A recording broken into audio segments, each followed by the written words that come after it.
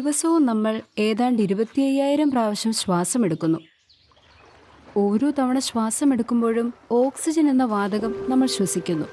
നമുക്ക് ക്രമമായി ഓക്സിജൻ കിട്ടിയാലേ നമ്മൾ കഴിക്കുന്ന ഭക്ഷണത്തിൽ നിന്നും ഊർജം ഉൽപ്പാദിപ്പിക്കാൻ കോശങ്ങൾക്ക് കഴിയും.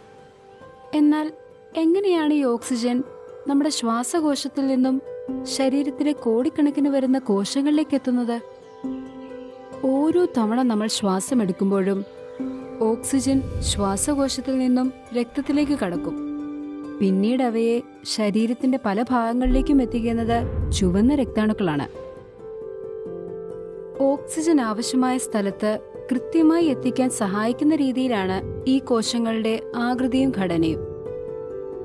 രണ്ടു വശങ്ങളിൽ നിന്നും അകത്തേക്ക് കുഴിഞ്ഞിരിക്കുന്ന രീതിയിലാണ് ഇവയുടെ ആകൃതി. അതുകൊണ്ട് തന്നെ ഈ കോശങ്ങൾക്ക് വളയാനും മടങ്ങാനും കഴിയും. അങ്ങനെ ഏറ്റവും ചെറിയ രക്തക്കുഴലുകളിലൂടെ പോലും ഇവയ്ക്ക് സഞ്ചരിക്കാനാകുന്നു. ചുവന്ന രക്താണുക്കൾക്ക് മറ്റു ചില പ്രത്യേകതകളുമുണ്ട്. അവയ്ക്ക് സാധാരണ കോശങ്ങളിലേതുപോലെ ന്യൂക്ലിയസോ മറ്റു ഘടകങ്ങളോ ഇല്ല. അതുകൊണ്ട് തന്നെ ഈ രക്താണുക്കൾക്ക് അവ കൊണ്ടുപോകുന്ന ഓക്സിജൻ ഉപയോഗിക്കേണ്ടി വരില്ല. ഈ പ്രത്യേകതകൾ ഉള്ളതുകൊണ്ട് പ്രധാനപ്പെട്ട ഘടകമായ ഹീമോഗ്ലോബിൻ ഉൾക്കൊള്ളിക്കാൻ അവയ്ക്കാകുന്നു. ഓരോ ചുവന്ന രക്താണുവിലും 25 കോടിയിലധികം ഹീമോഗ്ലോബിൻ തന്മാത്രകളുണ്ട്. ശ്വാസകോശത്തിലൂടെ ചുവന്ന രക്താണുക്കൾ കടന്നുപോകുമ്പോൾ കഴിയുന്നത്ര ഓക്സിജൻ ഈ ഹീമോഗ്ലോബിൻ തന്മാത്രകൾ ആഗിരണം ചെയ്യുന്നു. ഓരോ ഹീമോഗ്ലോബിൻ തന്മാത്രയിലും ഓക്സിജൻ തന്മാത്രകളെ ഘടിപ്പിക്കാനുള്ള 4 സ്ഥലങ്ങളുണ്ട്. ഒരു ഓക്സിജൻ തന്മാത്ര ഇവയിൽ ഏതെങ്കിലും ഒന്നിലെത്തുമ്പോൾ വിസ്മയിപ്പിക്കുന്നൊരു കാര്യം സംഭവിക്കുന്നു. ഹീമോഗ്ലോബിൻ തന്മാത്രയുടെ മുറുകിക്കിടക്കുന്ന ഘടന മാറും. എന്നിട്ട് 3 ഓക്സിജൻ തന്മാത്രകളെ കൂടി ആഗിരണം ചെയ്യാൻ കഴിയുന്ന തരത്തിലാകും. ഓക്സിജൻ എപ്പോൾ എവിടെ എത്തിക്കണമെന്ന് ഹീമോഗ്ലോബിൻ എങ്ങനെ മനസ്സിലാക്കാനാകും? ശരീരത്തിന്റെ ഏതെങ്കിലും ഒരു ഭാഗം പ്രവർത്തിക്കുമ്പോൾ അവിടെ കൂടുതൽ ഓക്സിജൻ വേണം. ശരീരത്തിലൂടെ രക്തം കടന്നു പോകുമ്പോൾ കൂടുതൽ ഓക്സിജൻ വേണ്ട കലകളിലേക്ക് അത് പ്രവേശിക്കും. അപ്പോൾ ആ കലകളിൽ നിന്നുള്ള കാർബൺ ഡൈ ഓക്സൈഡ് രക്തത്തിലേക്ക് പുറന്തള്ളപ്പെടും. അങ്ങനെ കാർബൺ ഡൈ ഓക്സൈഡ് രക്തത്തിലേക്ക് ചേരുമ്പോൾ ഹീമോഗ്ലോബിനിൽ നിന്ന് ഓക്സിജൻ വേർപെടും. അപ്പോൾ ഓക്സിജൻ ആവശ്യമുള്ള കോശങ്ങളിലേക്ക് അത് പ്രവേശിക്കും.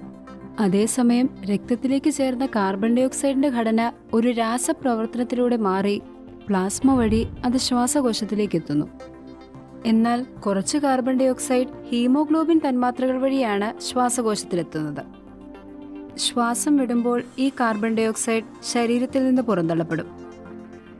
വീണ്ടും ശ്വാസം എടുക്കുമ്പോൾ അടുത്ത സഞ്ചാരത്തിനുള്ള ഓക്സിജൻ നമ്മുടെ ശ്വാസകോശത്തിലെത്തിയിട്ടുണ്ടാകും. ചുവന്ന രക്താണുക്കൾ രക്തക്കുഴലുകളിലൂടെ ആയിരക്കണക്കിന് കിലോമീറ്റർ തുടർച്ചയായി സഞ്ചരിക്കുന്നുണ്ടെങ്കിലും 4 മാസത്തിന് ശേഷമേ അവ ഉപയോഗശൂന്യമാകുകയുള്ളൂ. എങ്കിലും ആരോഗ്യമുള്ള അസ്ഥിമജ്ജ ഓരോ സെക്കൻഡിലും 20 ലക്ഷത്തോളം പുതിയ ചുവന്ന രക്താണുക്കളെ ഉൽപ്പാദിപ്പിക്കും. ശരീരത്തിലെ കരൾ പിന്നീടുള്ള ഉപയോഗത്തിനായി ഉപയോഗശൂന്യമായ ഈ ചുവന്ന രക്താണുക്കളിൽ നിന്ന് ഇരുമ്പിനെ വേർതിരിച്ചെടുക്കും. എത്ര അതിശയകരമായ പ്രവർത്തനങ്ങളാണ് നമ്മുടെ ശരീരത്തിൽ നടക്കുന്നത്!